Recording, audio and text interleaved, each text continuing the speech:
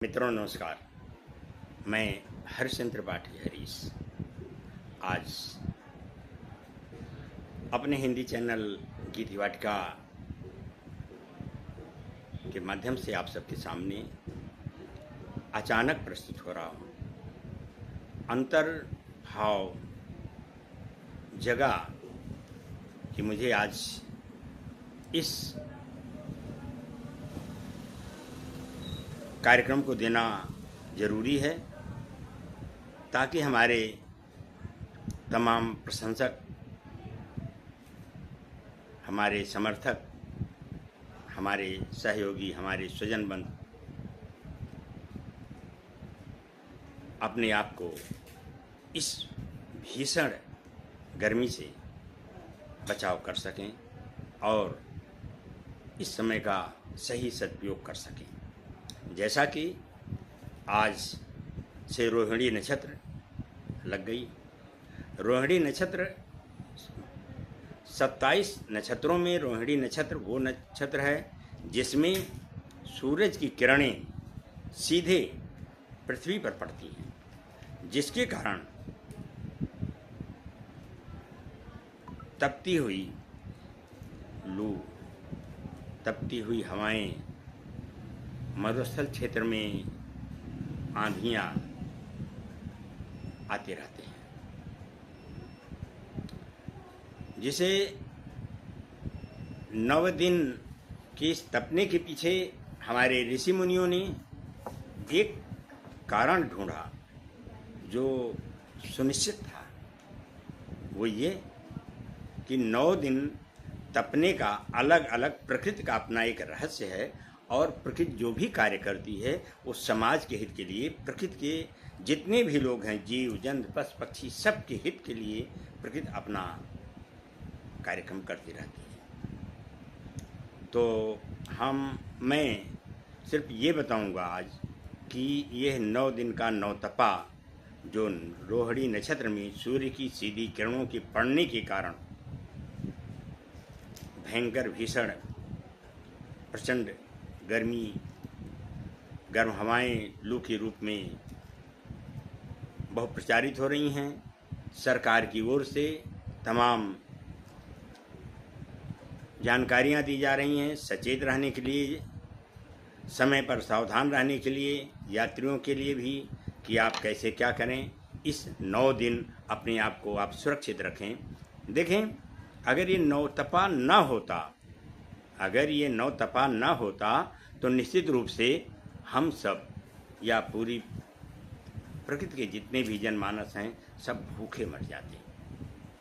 कारण हम आपको बताते हैं, साल में सबसे भीषण गर्मी के 9 दिनों को नौतपा कहते हैं।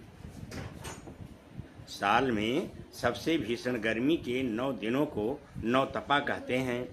इस बार यह 25 मई से 2 जून तक होंगे। आज 25 मई है, आज पहला दिन है। सावधान रहें, इस बार कई जगहों पर तापमान 50 डिग्री सेल्सियस तक भी जा सकता है।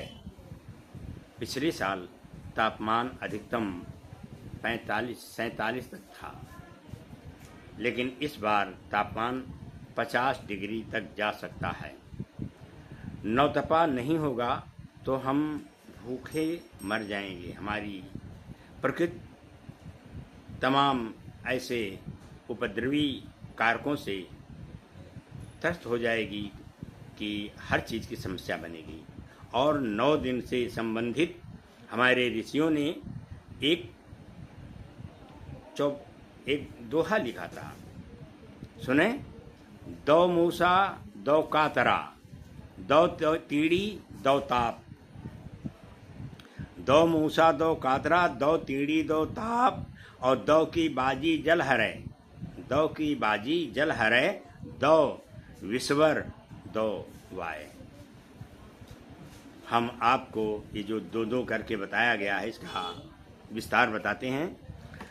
देखें, 2 मूसा 2 कातरा 4 हो गए, 2 तीड़ी 6 हो गए, 2 ताप 8 हो गए हैं, 2 बाजी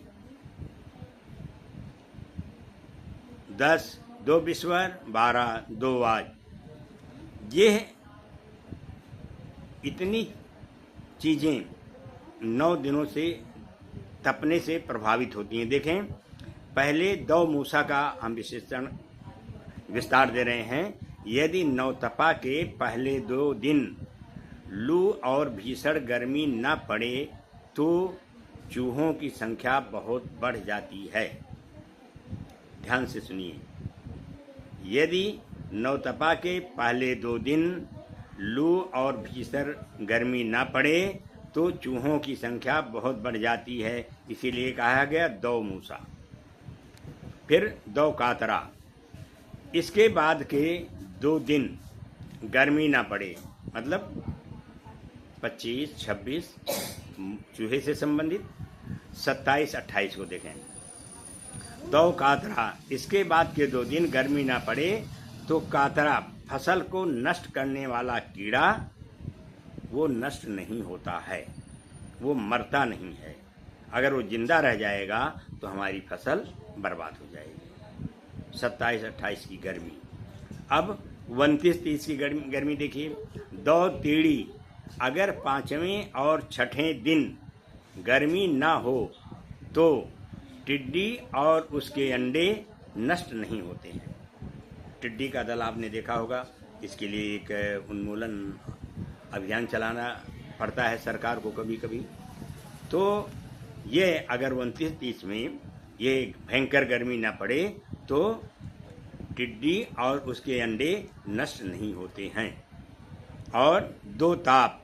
अगर 7वें और 8वें दिन, मतलब 30 31 तेज गर्मी न पड़े तो फसलों को बीमारी लगाने वाले हानिकारक कीटाणु नष्ट नहीं होंगे। जिन कीटाणुओं को नष्ट करने के लिए तमाम रासायनिक खादों का, उर्वरकों का प्रयोग करना पड़ता है, हमारी फसल उससे दुष्प्रभावित होती है, आम जनजीवन प्रभावित होता है, वे कीटाणु नष्ट नहीं होंगे। और अंत में है 2 विश्वर 2 वाय। अगर 9वें दिन